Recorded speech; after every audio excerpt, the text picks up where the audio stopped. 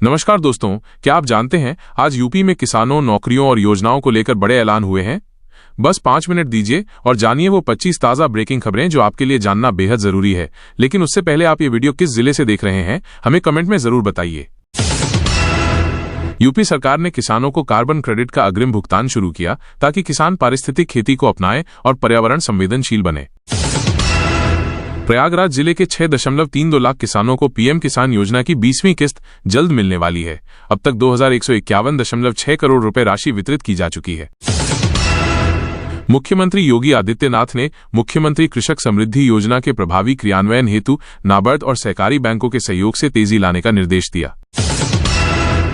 Ground water week के अंतर्गत UP में 16,630 अमृत सरोवर बनाए गए, जिससे 29 जिलों में भूमिगत जल स्तर में उल्लेखनीय सुधार देखने को मिला है। राज्य में 2017 से अब तक 14,973 पुलिस एनकाउंटर हुए हैं, जिनमें 30,694 अपराधी गिरफ्तार हुए, 238 की मौत और 9,467 घायल होने की पुष्टि हुई है। यूपी के ग्रामीण इलाकों में ड्रोन की रात के समय मौजूदगी से लोग डरे, पुलिस जांच कर रही है और सुरक्षा के लिए गश्त बढ़ा दी गई है। बक्सर जिले में सैंड से भरे ट्रक के बाइक से टकराने पर एक सफाई सुपरवाइजर की मौत हो गई और एक महिला गंभीर रूप से घायल हो गई। चालक हिरासत में लिया गया। किसानों को सौर ऊर्जा संयंत्र लगाने के लिए पीएम कुसुम योजना के तहत अनुदान दिए जा रहे हैं, जिससे खेती में बिजली की लागत घटेगी और आय बढ़ेगी। उत्तर प्रदेश पुलिस ने फतेहगढ़ में एक सीरियल रेपिस्ट को एनकाउंटर में ढेर किया। आरोपी पर 18 वर्षीय लड़की की हत्या का आरोप था। ये पुलिस की अपराध नियंत्रण रणनीति का हिस्सा बताया गया। राज्य सरकार ने किसानों की आमदनी बढ़ाने के लिए स्टोरेज, ग्रेडिंग और मार्केटिंग सुधारने हेतु निंजा कार्ड जैसी निजी कंपनियों के साथ साझेदारी की पहल शुरू की है। मिशन अस्मिता के तहत यूपी पुलिस ने पैन इंडिया धार्मिक रूपांतरण और चरमपंथ नेटवर्क का पर्दाफाश किया, जिसमें कुल 10 आरोपियों को गिरफ्तार किया गया। राज्य सरकार ने जीरो पॉवर्टी अभियान की शुरुआत की है, जिसका उद्देश्य हर गरीब परिवार को आवास, शिक्षा, आय और स्वास्थ्य सेवाओं से स्थायी रूप से सशक्त बनाना है। यमुना सफाई अभियान में दिल्ली, हरियाणा और यूपी के बीच समन्वय को बढ़ावा दिया गया है, जिसमें नालों, उद्योगों और बोरवेल स्रोतों की निगरानी की जा रही है। मानसून के चलते जल संरक्षण को प्राथमिकता दी गई है। तालाबों की सफाई, पौधारोपण और वर्षा जल संचयन अभियानों को जिलावार मॉनिटर किया जा रहा है। यूपी सरकार ने कॉलेजों की गुणवत्ता सुधारने हेतु 25% संस्थानों को NAAC मान्यता दिलाने का लक्ष्य तय किया है और लगभग 1000 कॉलेज चयनित किए गए हैं। सरकारी स्कूलों के आर्थिक रूप से कमजोर छात्रों को 6,000 रुपये ट्रैवल भत्ता मिलेगा, परंतु इसके लिए दस्तावेज, उपस्थिति और पात्रता शर्तें लागू होंगी। दिल्ली देहरादून एक्सप्रेसवे जुलाई 2025 तक पूरी तरह खुलने की उम्मीद है। ये एशिया का सबसे लंबा वाइल्ड लाइफ कॉरिडोर भी समेटे होगा, जिससे पर्यावरण को लाभ मिलेगा। राज्य में माफियाओं के खिलाफ बुलडोजर कार्रवाई जारी है। मऊ और वाराणसी में अवैध मॉल और निर्माण गिराए गए, जिससे प्रशासन की सख्त छवि बनी है। सीएम योगी आदित्यनाथ की biopic Ajay the untold story of a Yogi का मोशन पोस्टर जारी हुआ। यह फिल्म 1 अगस्त 2025 को सिनेमाघरों में रिलीज होगी। राजस्थान के खाटू श्याम लौट रहे 5 तीर्थयात्रियों की डूंगरगढ़ में सड़क हादसे में मौत हो गई। 4 लोग घायल हुए हैं। प्रशासन ने राहत और बचाव कार्य शुरू किया है। वाराणसी में एक बाइक तेज रफ्तार में डिवाइडर से टकराकर नदी में गिर गई। एक युवक की मौके पर मौत हुई, साथ ही गंभीर रूप से घायल है। सड़क सुरक्षा पर सवाल उठे हैं।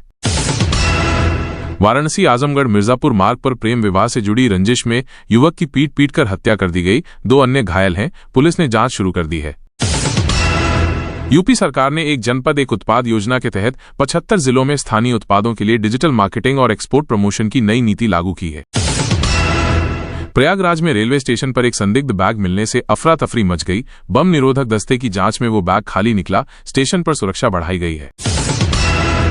बरेली में एक स्कूल बस और ट्रैक्टर ट्रॉली की आमने सामने टक्कर में 4 छात्र घायल हो गए। सभी को जिला अस्पताल में भर्ती कराया गया। बस चालक मौके से फरार है। कन्नौज में एक शख्स ने पत्नी को दहेज के लिए जहर देकर मारने की कोशिश की। महिला की हालत नाजुक है और आरोपी पति को पुलिस ने गिरफ्तार कर लिया है। झांसी में खेत से लौट रही एक नाबालिग लड़की के साथ गैंगरेप की वारदात सामने आई है। पुलिस ने 2 आरोपियों को हिरासत में लिया है और मेडिकल जांच जारी है। मथुरा में यमुना नदी का जलस्तर खतरे के निशान के करीब पहुंचा। प्रशासन ने नदी किनारे बसे गांवों में अलर्ट जारी किया और नावों की व्यवस्था कराई गई। गोरखपुर में मुख्यमंत्री कृषक दुर्घटना बीमा योजना के तहत मृतक किसान के परिवार को 5 लाख रुपए की सहायता राशि सौंपी गई। स्थानीय विधायक ने चेक सौंपा। लखनऊ में नई मेट्रो लाइन के लिए भूमिगत निर्माण कार्य तेजी से जारी है। इंजीनियरों ने बताया कि अगले साल मार्च तक आलमबाग से चारबाग का सेक्शन चालू हो सकता है। मिर्जापुर कलेक्ट्रेट परिसर में पति पत्नी धरने पर बैठ गए, दोनों तनाव में थे। वीडियो वायरल हुआ, पुलिस मामले की जांच कर रही है। चंदौली में विवाद के बाद बाइक सवारों पर कुल्हाड़ी से हमला हुआ, एक बुजुर्ग की आंख गंभीर रूप से घायल हुई। पुलिस ने अज्ञात हमलावरों की तलाश शुरू की है। सोनभद्र में खेत के विवाद को लेकर मजदूर की पीट कर हत्या कर दी गई। गांव में डर का माहौल है, ग्रामीणों ने दोषियों को सजा देने की मांग की है। वाराणसी में एक दामाद की ससुराल में संदिग्ध हालात में मौत हो गई, शव फांसी से लटका मिला। पिता की शिकायत पर पुलिस ने जांच शुरू की है। वाराणसी में अब सीबीआई स्टाइल क्राइम ब्रांच बनेगी, पुलिस मुख्यालय ने समीक्षा की है। अपराधों पर नियंत्रण के लिए ये कदम उठाया गया है। वाराणसी में कार की टक्कर से बिजली का खंभा टूट गया, 21 घंटे बिजली गुल रही, 25,000 लोग प्रभावित हुए। अधिकारियों ने मरम्मत कार्य शुरू किया है। कानपुर में चुड़ैल और धातु जैसी अफवाहों को रोकने के लिए क्राइम ब्रांच सक्रिय हुई है, जांच प्रक्रिया तेज कर दी गई है। कानपुर के जाजमऊ में गंगा किनारे युवक का शव मिला, हत्या की आशंका जताई जा रही है। पुलिस ने मामला दर्ज कर जांच शुरू की है। कानपुर की लोहे की दुकान में 25,000 रुपए की चोरी हुई, गुल्लक तोड़ी गई। पुलिस सीसीटीवी फुटेज के आधार पर आरोपियों की तलाश में जुटी है। कानपुर में लोडर चालक की गला रेतकर हत्या कर दी गई। पुलिस ने कई संदिग्धों को हिरासत में लिया, पूछताछ जारी है। अलीगढ़ के हरदुआगंज में बस और ट्रैक्टर ट्रॉला की भिड़ंत हुई, कई लोग घायल हुए, ट्रैफिक बाधित हुआ, राहत कार्य जारी है। बागपत में सेब लदा ट्रक एक्सप्रेसवे पर पलट गया, चालक और हेल्पर घायल हुए, ट्रैफिक जाम लग गया, पुलिस राहत कार्य में लगी है। एटा में एसडीएम ने किसान सम्मान निधि के लाभार्थियों का सत्यापन किया, अपात्र किसानों को योजना से बाहर करने के निर्देश दिए, चौपाल लगाकर समीक्षा की गई। पीएम किसान योजना की 20वीं किस्त जुलाई के अंत तक आने की संभावना है, अभी कोई आधिकारिक तारीख घोषित नहीं हुई है, किसान इंतजार में हैं। मुरैना में खाद की भारी कमी है, किसान सुबह से कतार में खड़े हैं, अधिकारी जल्द आपूर्ति का आश्वासन दे रहे हैं। सीतापुर में 33 किलोवोल्ट मेन लाइन फेल हो गई, दर्जनों मोहल्लों में बिजली गायब है, ग्रामीणों ने अभियंताओं के खिलाफ नाराजगी जताई है। सीतापुर में 8 वर्षीय बालक ट्रैक्टर से गिर गया, मौके पर ही मौत हो गई। दूसरा किसान तेज रफ्तार वाहन की चपेट में आकर मारा गया। रामपुर मथुरा क्षेत्र में युवक ने फांसी लगा के आत्महत्या कर ली, ससुराल वालों से पिटाई का आरोप लगा, पुलिस ने मामला दर्ज किया है। सीतापुर में नशे में धुत अधेड़ नाले में गिर गया, उसकी मौत हो गई, शव को अस्पताल पहुंचाया गया, पुलिस मामले की जांच कर रही है। पिसावा थाना क्षेत्र में 2 बाइकों की टक्कर हो गई, 3 लोग घायल हुए, सभी को अस्पताल में भर्ती कराया गया है।